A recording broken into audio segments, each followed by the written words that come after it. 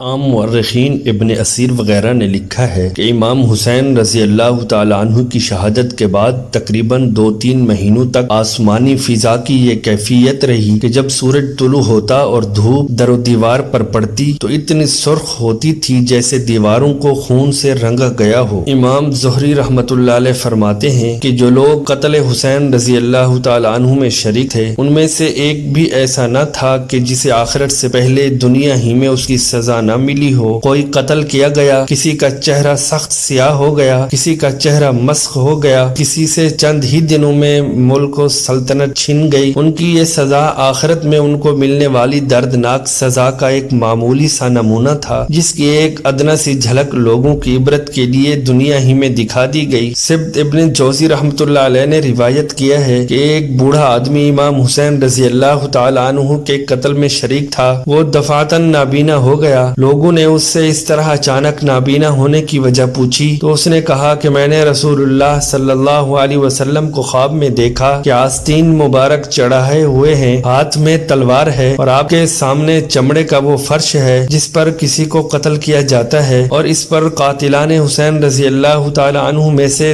10 آدمیوں کی لاشیں ذبح کی ہوئی پڑی ہیں۔ اس کے بعد آپ نے مجھے ڈانٹا اور خون حسین رضی اللہ تعالی عنہ کی ایک سلائی میری آنکھوں میں لگائی۔ اب جب صبح میں اپنی نیند سے اٹھا تو اندھا ہو چکا تھا۔ امام حسین رضی اللہ تعالی عنہ کے قاتل کا منہ کالا ہو گیا۔ امام ابن جوزی رحمۃ اللہ علیہ نے یہ بھی نقل کیا ہے کہ جس شخص نے امام حسین رضی اللہ تعالی عنہ کے سر مبارک کو اپنے گھوڑوں کی گردن میں لٹکایا تھا، اس کے بعد اسے دیکھا گیا کہ اس کا منہ تار کول کی طرح سیاہ ہو گیا۔ لوگوں نے اس سے دریافت کیا کہ تو سارے عرب میں خوش رو آدمی تھا، تجھے کیا ہو گیا؟ اس نے کہا کہ جس روز سے میں نے امام حسین رضی اللہ تعالی عنہ کا سر اپنے گھوڑے کی گردن میں لٹکایا ہے، جب ذرا سوتا ہوں تو 2 آدمی میرے بازو پکڑتے ہیں اور مجھے ایک دہتی ہوئی آگ میں لے جا کر ڈال دیتے ہیں اور وہ مجھے جھلس دیتی ہے۔ چند دن بعد وہ بھی اسی حالت میں مر گیا۔ امام حسین رضی اللہ تعالی عنہ کا قاتل آگ میں جل گیا۔ امام ابن جوزی رحمۃ اللہ علیہ نے سیدی رحمۃ اللہ علیہ سے نقل کیا ہے کہ انہوں نے ایک شخص کی دعوت کی، مجلس دعوت میں یہ ذکر چھڑ پڑا کہ امام حسین رضی اللہ تعالی عنہ کے قتل میں جو بھی شریک ہوا اس کو دنیا میں بھی بہت جلد سزا مل گئی۔ اس شخص نے کہا کہ یہ بالکل غلط ہے، میں خود ان کے قتل میں شریک تھا، میرا کچھ بھی نہیں بگڑا۔ یہ شخص مجلس سے اٹھ کر گھر گیا اور گھر جا کر جب چراغ کی بتی درست کرنے لگا تو اس کے کپڑوں میں آگ لگ گئی اور وہ وہیں جل بھن کر راکھ ہو گیا۔ سیدی رحمت اللہ علیہ کہتے ہیں کہ میں نے خود صبح اس کو دیکھا کہ وہ جل بھن کر کوئلہ بن چکا تھا۔ جس شخص نے امام حسین رضی اللہ تعالی عنہ کے تیر مارا تھا اور پانی نہیں پینے دیا تھا، اس پر اللہ تعالی نے پیاس کا ایسا عذاب مسلط کیا کہ اس کی پیاس کسی بھی طرح بجھتی نہ تھی، پانی کتنا ہی پی لیتا لیکن پھر بھی پیاس سے تڑپتا رہتا، یہاں تک کہ اس کا پیٹ پھٹ گیا اور وہ بھی مر گیا۔ شہادت امام حسین رضی اللہ تعالی عنہ کے بعد یزید کو ایک دن بھی سکھ چین کا نصیب نہ ہوا۔ ادھر دوسری طرف تمام اسلامی ممالک میں شہداء اہل بیت کے خون نے شدید مطالبہ پکڑا اور بغاوتیں ہونا شروع ہو گئیں۔ شہادت امام حسین رضی اللہ تعالی عنہ کے بعد یزید کی زندگی تقریباً 2 سال 8 ماہ، ایک روایت کے مطابق 3 سال اور 8 ماہ رہی۔ دنیا ہی میں اللہ تعالیٰ نے اس کو ذلیل و خوار کیا اور اسی ذلت و خواری کی حالت میں وہ ہلاک ہو گیا۔ الغرض قاتلان حسین رضی اللہ تعالیٰ عنہ پر طرح طرح کی آفات ارضی و سماوی کا ایک سلسلہ تو تھا ہی، لیکن واقعہ شہادت سے 5 ہی سال بعد سن 66 ہجری میں جب مختار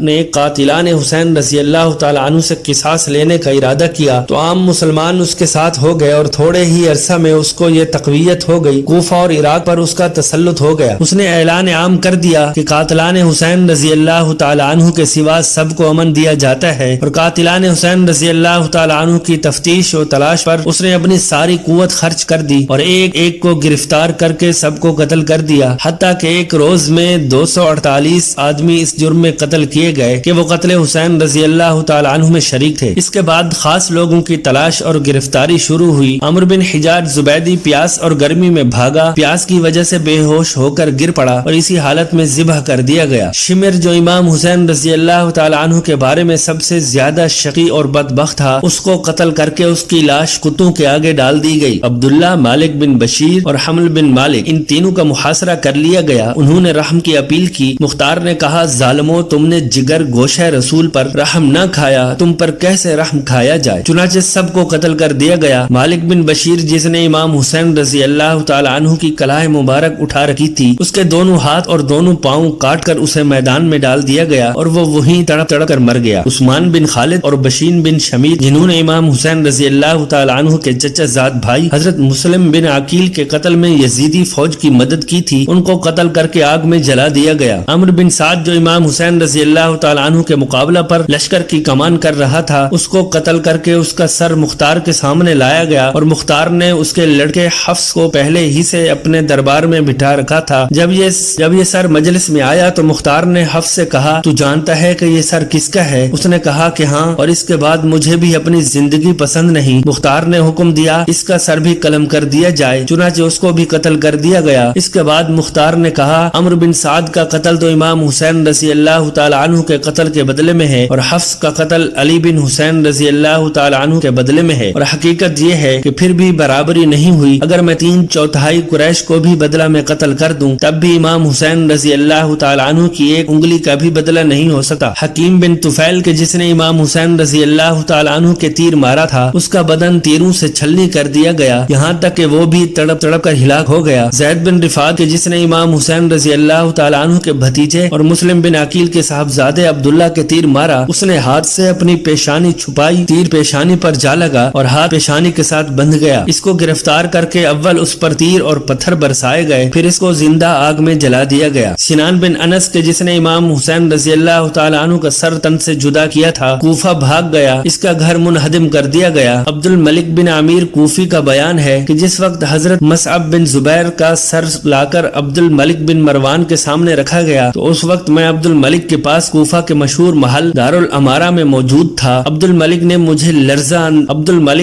لرزہ اندام دے کر کہا، تجھے کیا ہوا؟ میں نے کہا، اے امیر المؤمنین، اللہ تعالیٰ آپ کی حفاظت کرے۔ ایک مرتبہ میں اسی محل میں اسی جگہ عبید اللہ بن زیاد کے ساتھ موجود تھا تو میں نے اس جگہ امام حسین رضی اللہ تعالی عنہ کا سر مبارک عبید اللہ بن زیاد کے سامنے رکھا دیکھا۔ پھر ایک مرتبہ اسی محل میں اسی جگہ مختار بن ابی عبید ثقفی کے ساتھ تھا تو عبداللہ بن زیاد کا سر مختار کے سامنے رکھا دیکھا۔ اس کے بعد ایک مرتبہ اسی محل میں اسی جگہ میں حضرت مصعب بن زبیر رضی اللہ تعالی عنہ کے ساتھ تھا تو مختار بن ابی عبید کا سر مصعب رضی اللہ تعالی عنہ کے سامنے رکھا دیکھا۔ اب کی بار میں مصعب بن زبیر کا سر آپ کے سامنے رکھا ہوا دیکھ رہا ہوں۔ عبد الملک کا بیان ہے کہ یہ سنتے ہی عبد الملک بن مروان اس جگہ سے اٹھ کھڑا ہوا اور جس محراب میں ہم بیٹھے ہوئے تھے اس کو ڈھا دینے کا حکم نافذ کر دیا، چنانچہ اس کے بعد اس گھر کو گرا دیا گیا۔